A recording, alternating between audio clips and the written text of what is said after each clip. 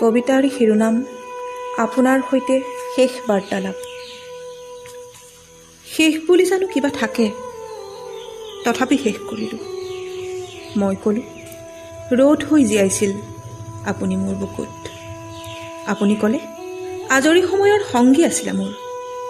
মই ক'লোঁ, সময়বোৰ ৰঙীন হৈ পৰিছিল, হাঁহিবলৈ শিকিছিলোঁ, জীৱনটো ভৰাই তুলিছিল আপোনাৰ উপস্থিতিয়ে। আপুনি ক'লে, সময় গতিশীল, নৈ যিদৰে প্ৰবাহমান সময়ো তেনেদৰে। থাকিব লাগে মাথো নতুনত্বৰ সৈতে খাপ খোৱাৰ অভিলাষ। মই ক'লোঁ, মই যে ৰৈ গ'লোঁ একে ঠাইতে। আপুনি ক'লে, বাদ দিয়া না সেই পুৰাতন ধাৰণা। মই ক'লোঁ, আপোনাৰ বাবে এখন সুকীয়া আসন আছিল হৃদয়ত। আপুনি ক'লে, আসন সলনিওতো কৰিব পাৰি। মই ক'লোঁ, হেৰুৱাব খোজা নাছিলোঁ আপোনাক। আপুনি ক'লে, কি হেৰুৱাৰ কথা কোৱা? মইতো তোমাৰ নাছিলোঁ কোনো কালে।